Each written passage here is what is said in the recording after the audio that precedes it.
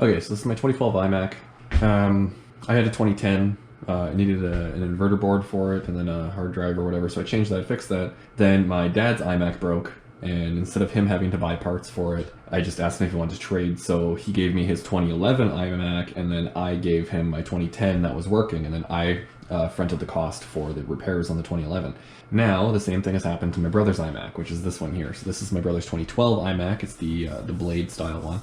And we just did the exact same thing. So I just gave him my 2011 one, and now I have to fix this one, which needs a new hard drive and everything. So these absolutely suck to open.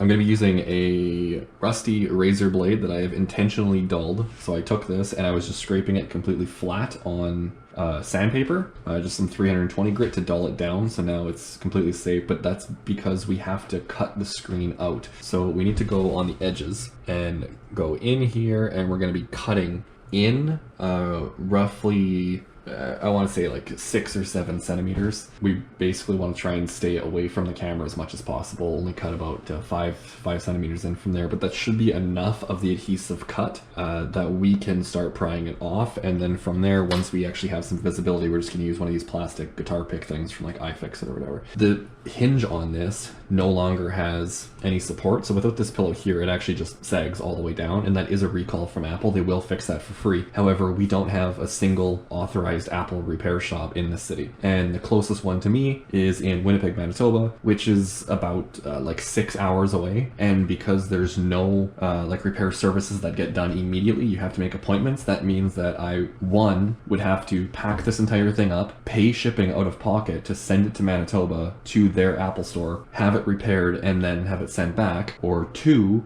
I can pack this up myself and drive to Winnipeg, which is about a 6-hour drive, drop it off, get a hotel, wait it out, then go pick it up once it's done, and then hopefully the Apple store there will work with me and try and get it a little bit faster than normal, because I'm from out of town and paying for a hotel to wait until it's repaired. So, conclusion to that is, yes, I can get it fixed for free. No, I'm not going to, because it's going to cost a ridiculous amount of money either way I look at it. I'm going to be paying shipping, and shipping in Canada is absurdly expensive. So this is going to cost me somewhere around like $50 to $80 just to send this out, and that's not including insurance or anything. So if I wanted it insured, I'm looking at like $100-$150, somewhere in there. And for that price range, I can buy the repair kits online, which is just a metal bracket instead of the plastic ones inside this that break. However, you can just get a washer. So when I open it up, I'll show you what pieces need to be fixed. For now, what we're doing is we're going to be changing the drive in this, because this has a dead hard drive. So when it turns on, it just shows the little like sad Mac logo or whatever, or the question mark, depending on which firmware version you have. So for this one here, we have the question mark when it turns on, which means that there's no operating system, or there's no drive that it can detect. So we have to cut in, and I'm going to be changing it with this 1 terabyte SSD for now. I'm still waiting on parts, but I have to open this up to actually see what I'm going to be doing first, because I can't remember if this is the base model or the mid model, but it is the i5. It's not the i7. I know that. So it's either the entry model i5 or it's the mid-grade i5, which doesn't matter because right here I have a new CPU for it. So this is an i7 3770. So this is the most powerful CPU that this will support. However, I'm not sure of what GPU it has, because these GPUs are on the motherboard. Like they're a soldered GPU like a laptop, which essentially means that I can't upgrade it unless I replace the entire motherboard. And the best one you can get is a GTX 685 MX or something. So it's not even worth it. But I'm not 100% on this, but I've heard a few people talking about it online. If you have the entry model, the first one, the actual SSD port on the motherboard is not there. It's only on the mid and the higher tier one. So I have to open it up to see if that's there, and then I can order one of those Apple proprietary Blade SSDs or get an M.2 with an adapter if I can figure out a combo of drive and adapter that works, because then I can upgrade it to 1 terabyte, which the largest Apple supported one is 768 gigabytes. So that is still a very good upgrade, especially if I put another mechanical hard drive in this. I can then format it and make it into a Fusion drive, probably running APFS. If not, then just journals extended or whatever. For now, this 1 terabyte SSD is going to go in here so I can start doing a bunch of testing with this and get a bunch of things all sorted out and everything. So we're just going to install this. This is just a little HyperX adapter bracket here. So this is just going to get screwed in here, and then that is just going to go like right about there or whatever.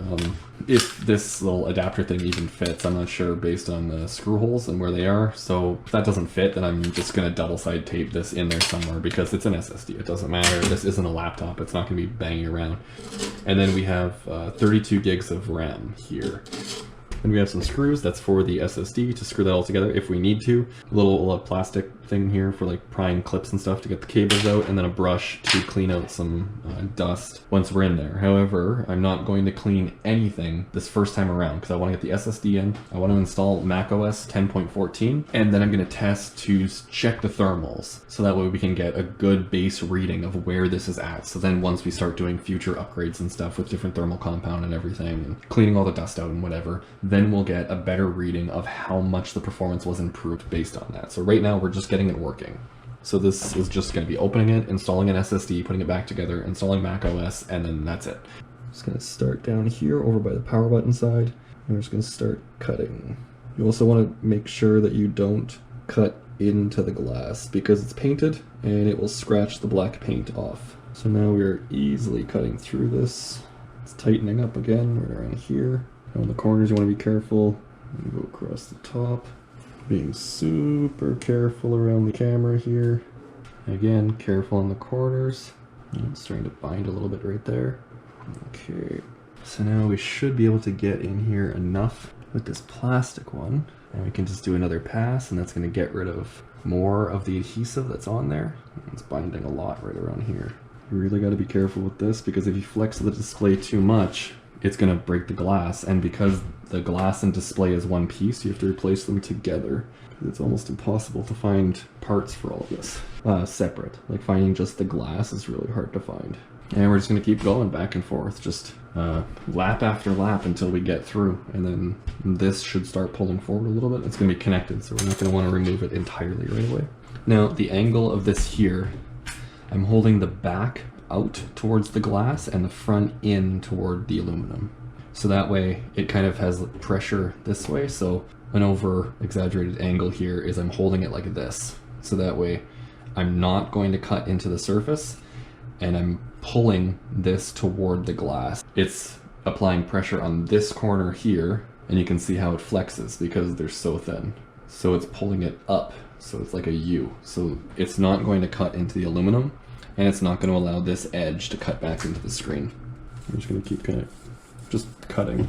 So I believe it's just foam tape in here, if I recall correctly. So it's easy to cut through. Again, careful around the camera. Yeah, so you can almost see it right in there. That's the adhesive that we're cutting through. Just going to keep going. So you can see lots of adhesive in here. And you can see that it's just cutting right through. So right here, there's adhesive. There we go, just cut through all that. Cut it right there. So there's no more adhesive along the top. There's none holding it in there. You can feel some there, so just keep cutting. You can see that the more I'm cutting, the more the screen is releasing. Now the corners here are the hardest part because there is adhesive all the way across the bottom, so you really don't want to try and flex it down. You have to try and cut through as much of this adhesive as you can before opening it, and do not pry this thing open. There, so you can see that this corner is just starting to lift out just a little bit, so we know we got it. Now it's open, make sure it's not flexing the glass because you'll be able to see it bend in the corners. Yeah, see this one here, it is bending, so there is still adhesive over here that we have to get to. So if I were to pry this out right now, it's going to break the entire display. So I'm going to try and get it this way. Okay, here we go. Oh my god. Okay. That's what happens when you use this in a business front. Anyway, now we just have to disconnect the display. Okay. Scary. Maybe you can see like this. There we go. So these connectors right here, this one here just has this little tab. You just flick that up, just like that. And now this just pulls straight out like that. Okay. Now this one here, Now that we have a little bit more room, oh, this just pulls up. There we go. Okay, so one's released. Pull that out. There we go. So now that that's free, that's a lot of dust. I need to take the rest of the screen off here. So what I'm gonna do, okay, here, I'll push this back. I'm gonna grab the razor blade again, and I'm gonna cut in here to just kind of cut it all off. But one thing that you really have to be careful with is the power supply, because that thing friggin' hurts when you hit it and you get a shock. This has been unplugged for a while, but if your capacitors are still holding power, it friggin' sucks. Okay, lay it down again, and I'm gonna try and fold the screen all the way back.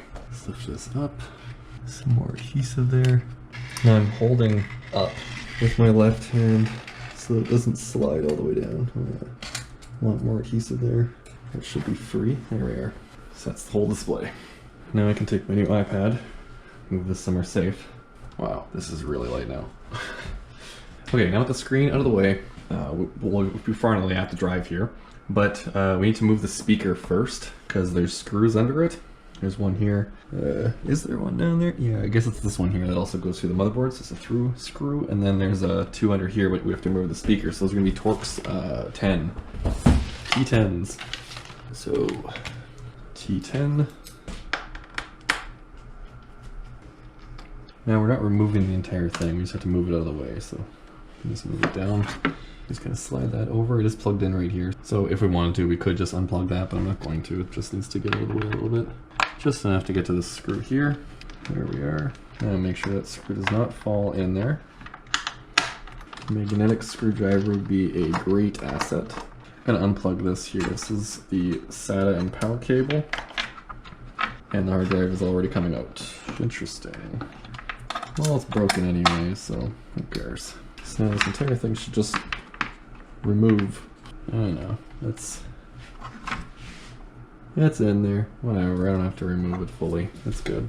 Now, this is what I was talking about with this bracket, and I wasn't sure if it was going to fully fit because these only have the rubber insulators right here, and at the top there's none in the middle, which, I mean, it's not like a deal breaker or anything. It's just where these pins get screwed into. So you can see that it'll only line up with one because this bracket isn't tall enough to go all the way to the top one.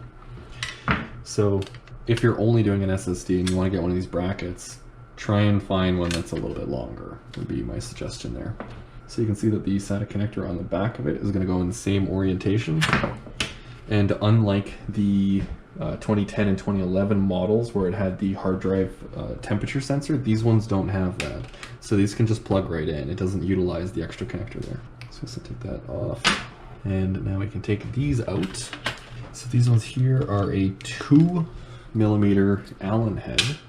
So we can remove these. Now I am going to put all of them into this bracket so that way I just don't lose them.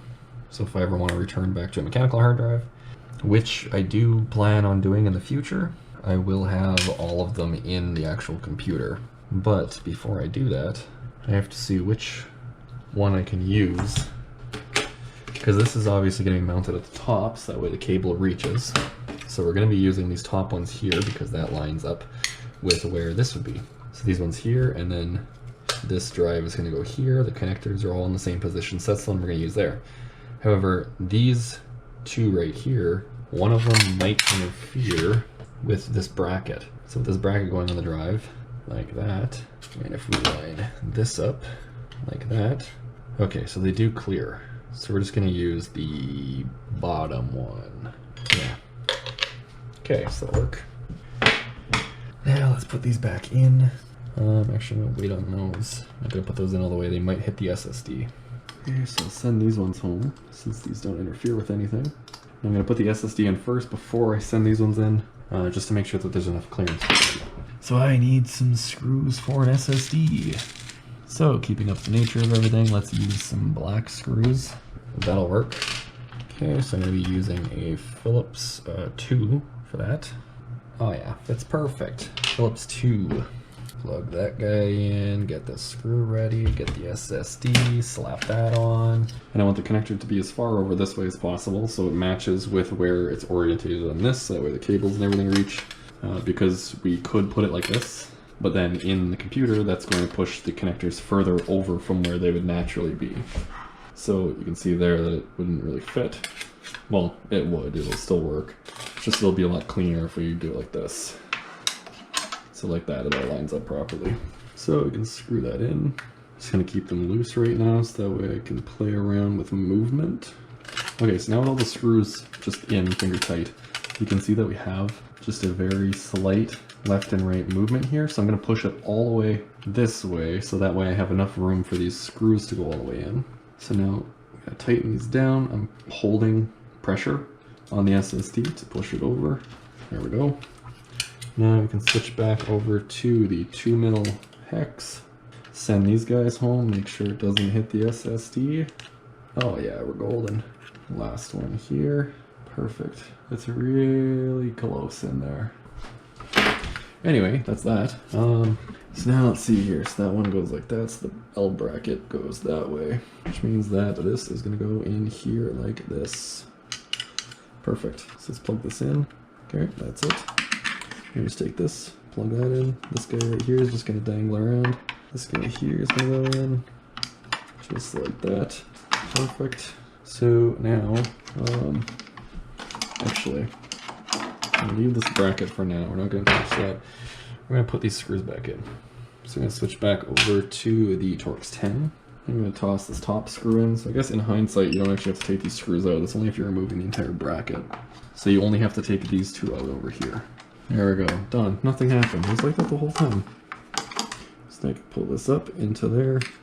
This little metal one is just going to chill there, I guess, because there's no socket for it to go into because it's not long enough. And then this bracket here is going to go up. Same thing. It's just going to go right through the middle just like that. And then this top one just like this. There we go. So now it's going to get the screws in. Okay, so this is going to suck. It's really awkward. Yeah, just fell back out. Perfect. Awesome. Deadly. Okay. Slip that back in there just like that. I can't get my hand in. Oh my god. There we are. Okay. Just gonna leave that loose just so I have play to move this around without torquing anything. Okay, so now just make sure that goes in, not cross-threading anything. Okay, tighten the top one. Perfect. Make sure these are tight. Good. Good. Excellent. Make sure that's still plugged in. Nice. Okay, perfect. So the only thing is we have some movement. It's kind of annoying, but not really anything we can do about that because the bracket's too small. But I mean, it's also in an iMac. Like, this thing doesn't move around and it's a solid state drive, so it's not like it has any moving parts or anything that could be damaged. So that'll be fine for now. In hindsight, maybe taking like a piece of double-sided tape or something and sticking it underneath. And then when you push it down, it'll adhere to the bracket and also add a little bit of support. So now we can just do this again with the speaker, get that back in there, this one here. Okay, perfect. That's that. So that's it. So now I just have to hook the screen back up and I'm just going to wrap some tape across the top just to hold it because I'm going to be taking this thing apart multiple times. So there's no point replacing the adhesive right now. But when you do replace it, you do have to remove all of it. So we have to remove all of the adhesive here. It's kind of sketchy because it literally just has to sit on this ridge. And that's all that's holding it in place. Yeah, I'm gonna do this laying down. That's too sketchy. If anyone remembers the iMac Pro from Linus Tech Tips, that's exactly how it broke when Anthony was trying to put the display back on. Was the screen slipped off of that ridge. Okay, and then also the hinge in here. The little plastic thing on the back of it breaks. You gotta take the whole motherboard and everything out to do that. Okay, so there we go. Let's flip that around. Okay, so this is what's going on here. I still have, this clip here is a GX060158, which is this one over here. And I still have an entire other clip here of me reassembling the entire thing, showing you how to boot from USB and everything so you can get the rest of this going. This is what happened to the GoPro. Just stopped, and it did that for the rest of all of the clips, and I didn't notice. Well, at first I thought that the GoPro had died, so when I picked this back up on my phone later, I mentioned that the GoPro died, but it didn't. What actually happened was the GoPro stopped recording and it corrupted all of the footage, and I still don't know why. When I thought the GoPro died, it was because it had turned off, and I just picked up on my phone so I could continue with this video. But then when I went to the GoPro to connect it and charge it and everything, it came up and the battery was at like 30-something%. So I turned the camera on to review the footage, and that's how I knew where it had stopped recording, so I knew where to pick up from. For no reason at all, the GoPro just shut off. Well, it didn't even turn off. Like, the camera half turned off, but it continued recording audio. So I have no idea what it did, but this happens all the time, and I'm absolutely sick of this camera. So all of the rest of the footage of me reassembling the entire thing is completely gone, but you've seen the disassembly section, so you know how to take it apart. Just reverse those steps, and then I literally just put tape around it just to hold the thing back together. When you're booting, just hold Option and put the USB in, and then you can just boot off of the USB stick, and then from there I pick it up into the other video. But essentially, this is what I have to deal with all the time with GoPro footage. Like, I hate these cameras so much. I hate GoPro.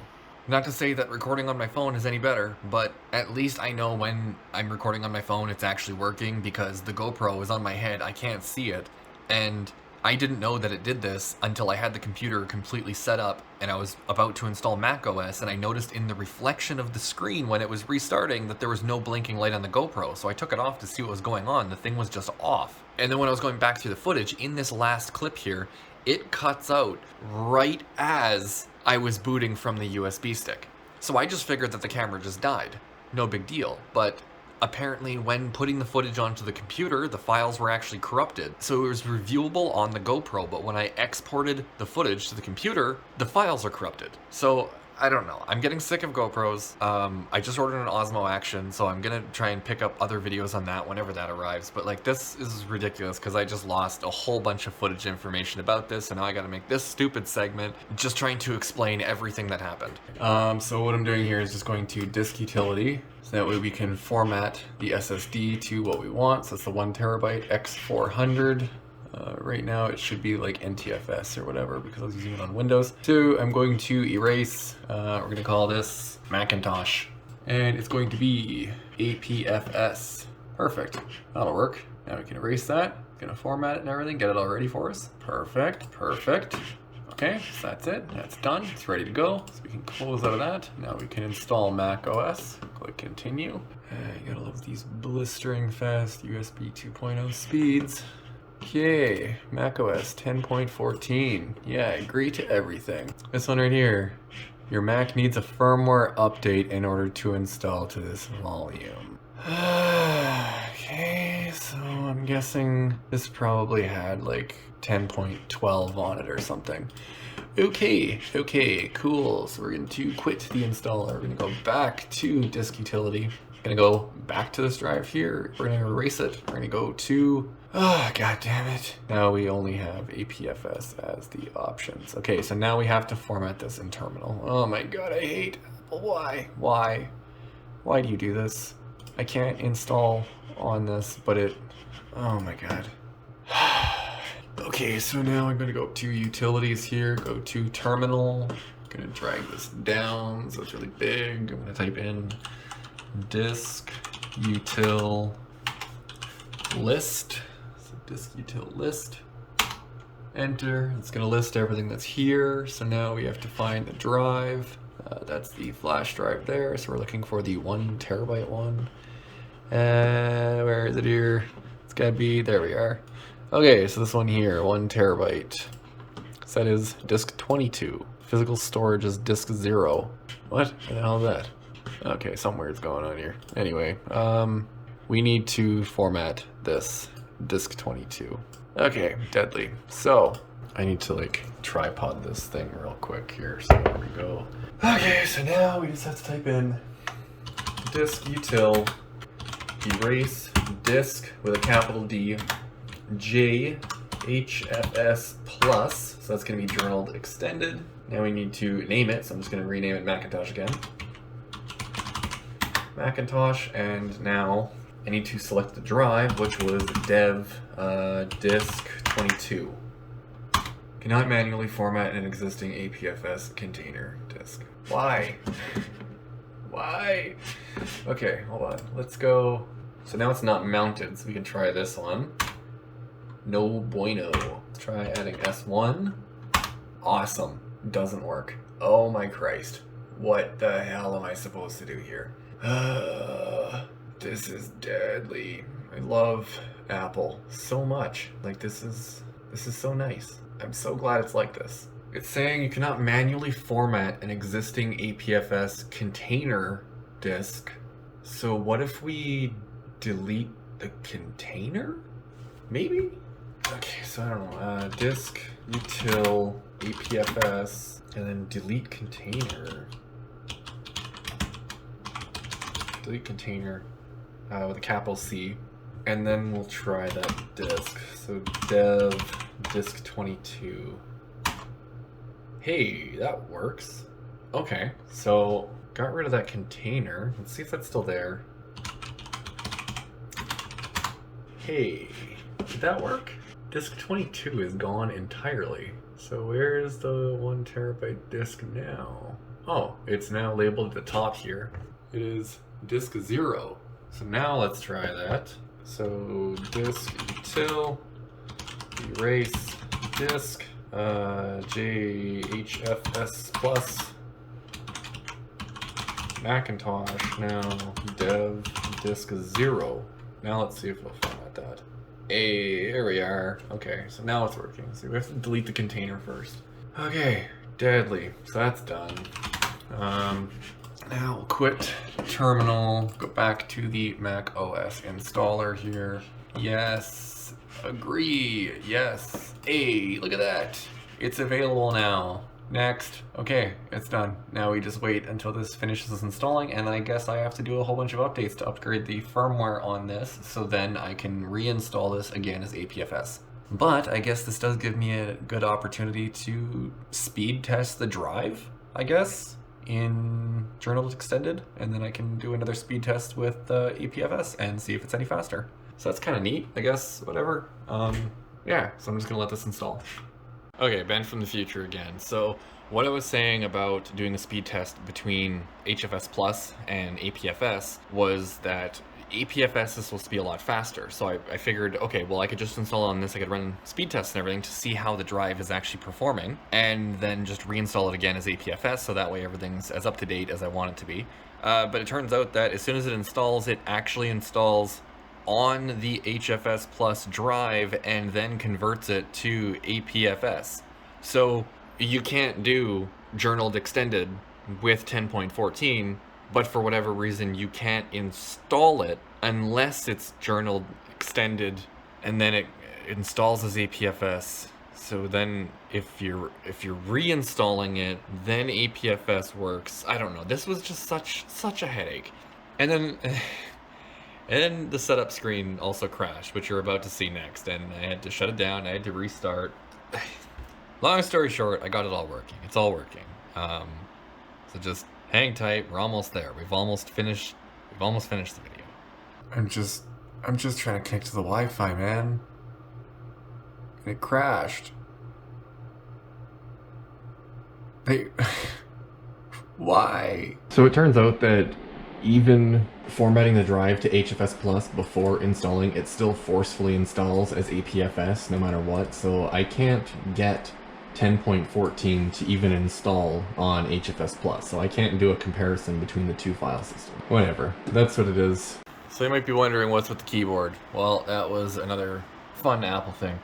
This is the keyboard that came with the computer. And right there, you can actually see the old batteries. This is something that I had in all that footage that was lost. I figured the batteries were dead. I even put new batteries in, and no matter what I did, I cannot get that keyboard to connect to the computer anymore. And this is the keyboard that came with the computer. And it was working before the hard drive failed. So for no reason at all, the keyboard just completely stopped working. It will not connect to this iMac.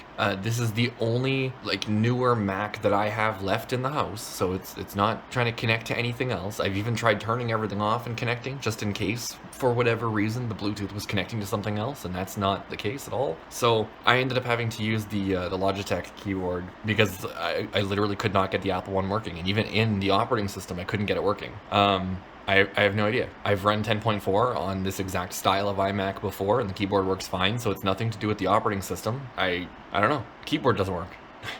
So, anyway, the issues persist. I changed the drive. That's how you open an iMac. That's how you put an SSD in. And now it's on 10.14, which is the best OS that you can run for a Mac. And I will do a comparison running benchmarks between 10.14 and 10.15 because 10.14 is significantly faster. You still have dark mode and everything. And you also still have 32-bit support for everything. So the computer is faster, and you have more function on macOS 10.14. So 10.15, like, just stay away from that upgrade. There's nothing in that that's going to be beneficial to you. This is the best version that you can run. And then macOS 11 just gets significantly worse. You can't even change the lock screen wallpaper. The exploit that I had before, they've already patched that, so now you can't do it anymore. So you literally can't change the lock screen wallpaper at all. Now, one thing that I did find that was really, really weird was the memory. On 10.15, this memory reads as 800 megahertz. So literally half of the frequency, which is probably a result of why this performed so much better. But I figured that was worth mentioning because there's nothing about this that I did that was sketchy. It's an official version of 10.14 right from Apple. I made the USB stick using the commands on their website. All of the hardware and everything in this is supported by Apple. The only thing that I did was I put an SSD in. And on 10.14, we get 1600 megahertz RAM. But on 10.15, it's 800 megahertz for some reason. And if the results are to show, then that's why 10.15 was significantly slower than this. But just proof of concept, right now, 10.14 works perfect. RAM is running at the max speed. Every single benchmark that I did, even the temperatures were running better because, well, the temperatures were the same, but the thermal throttling was less. So everything that I did between the two operating systems, 10.14 is superior in every single way. But anyway, that's it. I got this thing working. I hope you enjoyed, got something fun out of it. Maybe this helped you open your Mac or whatever, install an SSD. So, I don't know, like, share, subscribe, leave a comment down below on something, join the members program if you want to help support the channel or whatever, or don't do any of it. I'm not telling you what to do.